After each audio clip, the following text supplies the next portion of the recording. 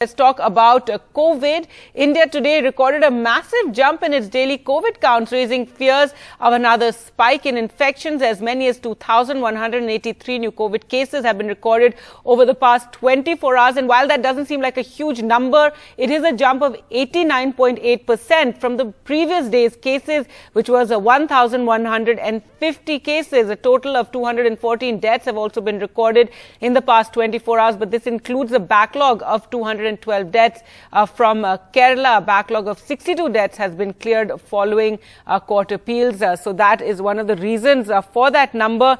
But let's talk more about the COVID increase in COVID numbers. We're joined by Dr. Vivek Nangia, Principal Director and Head Respiratory Critical Care Medicine, Max Saket, and Dr. Rajiv Jayadevan, who is the Vice Chairman, Research Cell, IMA in Kerala State, member of the National Task Force as well. Thank you so much, doctors, for joining us. And Dr. Nangia, especially in the capital, we have been seeing cases, rising, and even though the absolute numbers remain small, but there's so many cases being reported, especially from schools where it seems that COVID is spreading among students. Thank you, Gargi, for asking me this very valid question. So this is exactly what we've been saying ever since the onset of this pandemic, that this virus is here to stay with us. This is not going anywhere, not in the near future. It will just keep coming back to us in different forms. We need to adapt to this virus, mend our ways, and need to learn to live with this virus. So it isn't that, as of now, it may appear to be a seemingly mild illness, but there would definitely be a small percentage of people who would be developing a serious illness also and landing up into hospitals and ICUs, and some of them would even die of this illness. So we can't be taking it lightly and, just considering it a common cold and flu. It is COVID, and we know that very well. So we need to continue with our all possible precautions and cannot in any case be complacent in our behavior. Schools, children, the numbers are definitely rising. So we need to, one, educate our children about the various precautions that we need to take. And second, that we need to ensure that schools are also following the appropriate measures in controlling the infection. It's very important for all of us to now go in for the vaccination for sure, now that it has opened up for everybody at large. Shots. Right. We need to continue wearing masks, although government has given us the option of not wearing it, but I think for our own protection and for the protection of our loved ones and our fellow colleagues, we need to start wearing masks all over again, maintain our hand hygiene and social distance at all times. All right, social distance at all times, but we have seen, lots of gatherings, weddings, parties, etc., schools taking place, people back in malls. Dr. Rajiv Jayadevan, as Dr. Nangia said, COVID is here to stay, and this is something we'd all known after speaking to, all of you over the last couple of years that we've been living with this pandemic. However, this time the illnesses do seem a lot milder, and the cycle seems a lot shorter.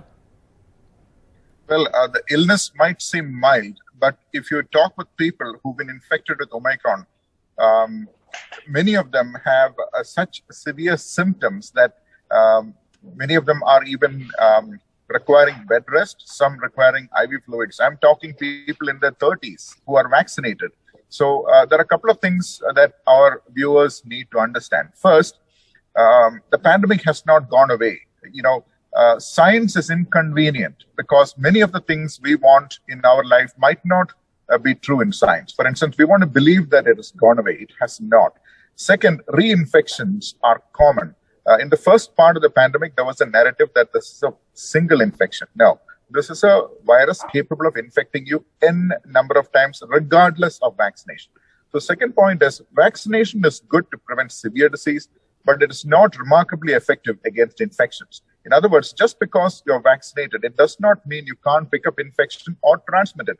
And now there is emerging data that if you're vaccinated, because your symptoms have either been aborted, you could be carrying the virus in your nose without knowing it. And that happens even in unvaccinated people. So as Dr. Nangia said, because this virus spreads through the air, in indoor spaces, everybody must wear a mask because without a mask, we could be inadvertently contaminating the air with the virus, which may in fact infect a vulnerable person. I'll finish with an example of my own close friend who's a doctor who traveled to conferences when nobody was masked. He said on the flight, the person sitting next to him were not masked.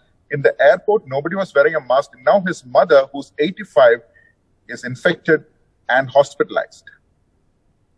All right, so that's the really worrying aspect of this, especially those who are more vulnerable. Dr. Nangia, finally, if we're saying that we can't carry on, endlessly with the COVID rules, etc., the government to removing mask wearing, not making it mandatory anymore. But so how are we to manage living with the virus, given, the risks are there, but people are now, fed up of all these protocols, all these rules, and you have the economy also as something to be concerned about. So absolutely, Gargi. We need to continue our economy to be running in an upswing. It's important for us to follow the norms at our own level and not expect the government to be implementing them at every level. What is important is that we understand the importance of this illness and how serious it can be impacting not only our lives physically, but also mentally and economically. So we need to continue following all those precautions regularly. Mask is something that we need to make it a part of our routine, a part of our attire now, I feel. I don't think we should ever be able to move out of the houses without the mask, at least for some more time to go. And they always protect you. There are enough studies that have said that N95 mask is definitely superior to the usual mask. If you're wearing a simple cloth mask, then it's always better to have a double mask. At least you'll be protected to some extent.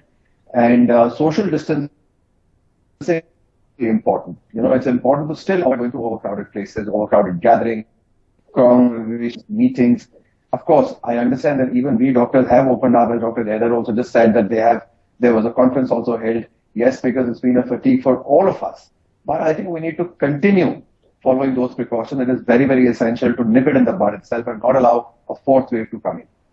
All right. Well, thank you so much, doctors, for joining us. And clearly, people have to be, responsible personally for their protection and, continue following whatever protocols they can. Thank you for joining us.